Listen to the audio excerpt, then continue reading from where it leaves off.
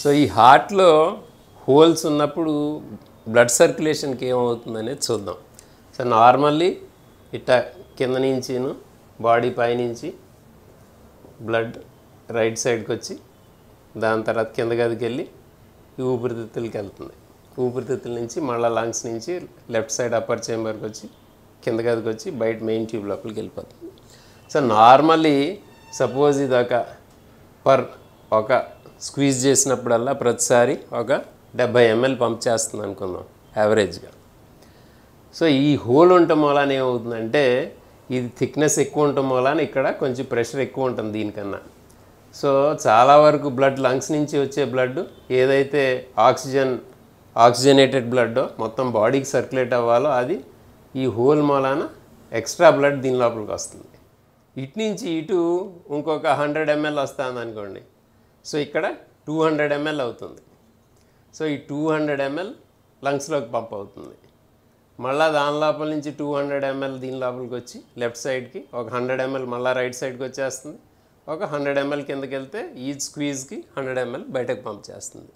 So చాలాసార్లు ఏమవుతుందంటే ఈ రేషియో 2:1 కన్నా చాలా ఎక్కువ ఉంటుంది. 3:1 4:1 అవుతుందంటే ఇది 100 ml పంప్ చేస్తా అంటే ఇది ఆల్మోస్ట్ 400 ml ఈచ్ స్క్వీజ్కి లంగ్స్లోకి పంప్ చేస్తుంది.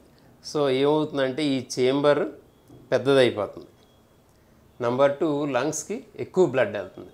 సో ఈ హార్ట్లో హోల్స్ ఉన్న వాళ్ళకి వెదర్ పై గదులు కింద గదులు లేకపోతే దీనికి కనెక్షన్ ఉన్న ఆ 3 టైప్ వాళ్ళకి కూడా బేసిక్గా ఏమవుతుందంటే లంగ్స్కి చాలా రెట్లు ఎక్కువ బ్లడ్ వెళ్తుంది. అలా వెళ్ళినప్పుడు సంవత్సరాల తరబడి అలా ఎక్కువ బ్లడ్ వెళ్ళటం వలన అక్కడ ఉన్న రక్తనాళాలు నేరో అవడం చెడిపోవటం జరిగి ప్రెషర్ పెరుగుతుంది. ఎలాగైతే మనకి బాడీలో ఉన్న రక్తనాళాలన్నీ గట్టిపడిపోతే బ్లడ్ ప్రెషర్ ఎలా పెరుగుతుందో అలాగే ఊపిరితిత్తులకి బ్లడ్ ఎక్కువ వెళ్ళటం వలన ఆ రక్తనాళాలు చెడి అక్కడ ప్రెషర్ ఎక్కువైపోతుంది. అదొక చాలా డేంజరస్ ప్రాబ్లం. ఆ ప్రెషర్ ఎక్కువైనప్పుడు ఏమవుతుందంటే ఈ రైట్ సైడేగా పంప్ చేయలేదు. దాని మూలాన ఈ రైట్ సైడ్ అంతా కూడా ఇంకా పెద్దదవటం, హార్ట్ పంపింగ్ తగ్గిపోవటం, హార్ట్ ఫెయిల్యూర్ అనేది జరుగుతుంది. అదే కాకుండా ఈ ప్రెషర్ ఎక్కువ అయ్యేటప్పటికి ఈ బ్లడ్ ఇటు నుంచి ఇటు వచ్చే బదులు రివర్స్ ఇటు నుంచి ఇటు కూడా వెళ్ళి ఈ బ్లూ బ్లడ్ అంతా కూడా మామూలు బ్లడ్తో కలిసేటప్పటికి సైనోసిస్ అంటే బ్లూ కలర్ ఒకటి ఏర్పడుతుంది. పెదాలు బ్లూగా ఉండటం, గోల్డ్ బ్లూగా ఉండటం, కొంచెం దూరం నడిస్తే బాగా ఆయాసం రావటం ఇవన్నీ కూడా జరుగుతాయి. సో అది టెర్మినల్ స్టేజ్. దాని ముందు సిమ్టమ్స్ ఏముంటాయంటే వీళ్ళకి హార్ట్లో హోల్స్ ఉన్న వాళ్ళకి ఎక్కువ బ్లడ్ వెళ్ళటం వలన బాగా తక్కువ వయసులో ఉన్న వాళ్ళకి కొంచెం ఏదన్నా అంటే చిన్న శిశువుకి బేబీకి అది టాయిలెట్కి వెళ్ళినప్పుడు లేకపోతే పాలు తాగినప్పుడు అది చేసే పని అదే కాబట్టి ఎక్కువగా ఆ టైమ్స్లో బాగా ఆయాసం రావటం, చెమట పట్టడం జరుగుతుంది. ఇదొక సిమ్టమ్. దాని తర్వాత ఫ్రీక్వెంట్గా తరచుగా బ్లడ్ ఎక్కువగా లంగ్స్లో వెళ్ళటం వలన తరచుగా చెస్ట్ ఇన్ఫెక్షన్స్ రావటం. సో అదొక కామన్ సిమ్టమ్. ఏంటంటే చిన్నపిల్లలకి ఫ్రీక్వెంట్గా చెస్ట్ ఇన్ఫెక్షన్ రావటం. ఈ సిమ్టమ్లు ఉంటే మనం ఇలాంటి హోల్ ఉందేమోనని జాగ్రత్త పడి యూజువల్లీ స్టెథోస్కోప్ పెడితేనే తెలుస్తుంది. ఎందుకంటే సౌండ్స్ వినపడతాయి కాబట్టి. లేకపోయినా ఎకోకార్డియోగ్రామ్ అనే టెస్ట్ ద్వారా కూడా చాలా తేలిగ్గా ఈ హోల్స్ మనకి కనపడతాయి. ఈ హోల్స్ ఉన్నప్పుడు స్పెషల్లీ ఈ కింద గదిలో హోల్ ఉంటే ఇది ఆల్మోస్ట్ 2 years ముందే క్లోజ్ చేయాలి. ఎందుకంటే ఇక్కడ కింద గదిలో హోల్ ఉంటే ఏమవుతుందంటే నార్మల్లీ రైట్ సైడ్ ఊపిరితిత్తుల్లోకి పంప్ చేసినప్పుడు నార్మల్ ప్రెషర్ 25/10 అలా ఉంటుంది దీని ప్రెషర్. లెఫ్ట్ సైడ్ ప్రెషర్ మన బాడీ బ్లడ్ ప్రెషర్ అంత ఉంటుంది, సుమారుగా 120/80 అనుకుందాం. చిన్నపిల్లలకి ఇంకా తక్కువే ఉంటుంది. సో ఒకటేమో ఎక్కువ బ్లడ్ వెళ్ళటమే కాకుండా ఊపిరితిత్తులోకి ఈ ప్రెషర్ కూడా డైరెక్ట్గా ట్రాన్స్మిట్ అయిపోతుంది. అందుకనే బై 2 years ఊపిరితిత్తుల రక్తనాళాలు చెడిపోవచ్చు. కాబట్టి కింద గదిలో హోల్ ఉన్నవాళ్ళు చాలా జాగ్రత్త పడి ముందే దీని ట్రీట్మెంట్ చేసుకోవాలి. చాలాసార్లు డాక్టర్లు చెప్పిన తర్వాత చిన్నగా ఉన్నాడు ఇంకా కొంచెం పెరిగిన తర్వాత 4 yearsకో 6 yearsకో 10 yearsకో చేయించుకుందామని ఆగితే ఆ ఊపిరితిత్తుల రక్తనాళాలు డ్యామేజ్ అయ్యి అప్పుడు ఈ హార్ట్లో హోల్ క్లోజ్ చేసినా ఏమీ ఫలితం ఉండదు. ఈ పై గదుల్లో అంత డేంజరస్ కాదు, కానీ ఇది కూడా త్వరగానే క్లోజ్ చేస్తే మంచిది. సో ఈ హార్ట్లో డిఫెక్ట్స్ చాలా వరకు మనం తొడ దగ్గర నుంచినే క్లోజ్ చేయవచ్చు. అంటే ఆపరేషన్ ఓపెన్ చెస్ట్ ఓపెన్ చేయకుండానే మనం క్లోజ్ చేయవచ్చు.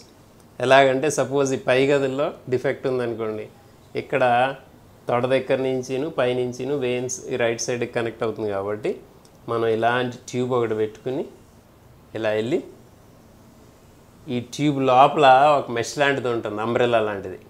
ఆ అంబ్రెల్లా లాంటిది ఇక్కడ మనం రిలీజ్ చేయవచ్చు. ఈ ట్యూబ్ వెనక్కి లాగేస్తే ఇక్కడ రిలీజ్ అవుతుంది, అది అంబ్రెల్లా లాంటిది. అంబ్రెల్లా లాంటిది రిలీజ్ అయ్యి రెండేపులా క్లోజ్ అయిపోతుంది. దాని తర్వాత దీనికి ఒక స్క్రూ ఉంటుంది. ఈ స్క్రూ మనం రిలీజ్ చేసేస్తే ఇక్కడి నుంచి తిప్పితే అది రిలీజ్ అయిపోతే అప్పుడు మనం ఇది తీసేయచ్చు. ఇది అక్కడ ఉండిపోయి ఇది క్లోజ్ చేసేస్తుంది. ఈ తర్వాత ఇంకా కూడా నొక్కుపోయి ఇది కవర్ అయిపోతుంది, నెమ్మదిగా కవర్ అయిపోతుంది. సో ఇది క్లోజ్ అయిపోతుంది. ఇలా పై గదులు మెజారిటీ ఈవెన్ పెద్దగా ఉన్నాయి కూడా మనం బెలూన్ లాంటివి పెట్టి అవి సరిగ్గా అక్కడే పట్టుకోకపోతే బెలూన్ లాంటివి పెట్టి మనం ఎగ్జాక్ట్గా ఎక్కడ ఆ హోల్ ఉందో అక్కడ మనం దాన్ని పెట్టి క్లోజ్ చేయవచ్చు. అలాగే కింద గదుల్లో హోల్ మనం ఇక్కడ ఎవోటా అనే మెయిన్ ఏదో ట్యూబ్ ఉంటుందో ఆర్టరీ లోపల నుంచి తొడ దగ్గర నుంచి ఇలా ఎంటర్ అయ్యి ఇలా వెళ్ళి దీని లోపలికి ఇందాక లాంటి ట్యూబే పెట్టుకుని సేమ్ అదే డివైస్ లాంటిది మళ్ళీ అక్కడ మనం డిప్లాయ్ చేయవచ్చు.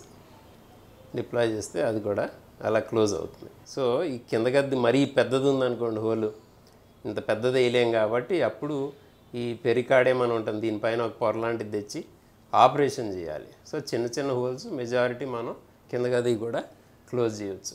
అలాగే ఇందాక నేను చెప్పినట్టు అప్పుడప్పుడు ఈ మెయిన్ ట్యూబ్కి ఈ ఊపిరితిత్తులకి వెళ్ళే ట్యూబ్కిను ఈ ఎవోటా అనే ట్యూబ్కి కనెక్షన్ ఉంటుంది. అది కూడా మనం మళ్ళీ ఇందాక నేను చెప్పినట్టు ఈ వెయిన్స్ లోపల నుంచినే ఇక్కడ ఈ అంబ్రెల్లా లాంటిది రిలీజ్ చేయవచ్చు. సో ఈ హోల్స్ లాంటివి మనం తొడ దగ్గర నుంచినే either via the artery or the vein చాలా తేలిగ్గా క్లోజ్ చేయవచ్చు మెజారిటీ ఆఫ్ ద కేసెస్లో. మరీ పెద్ద కింద గదిలో మరీ పెద్ద హోల్ ఉంటే మాత్రం సర్జరీ చేయాల్సి వస్తుంది.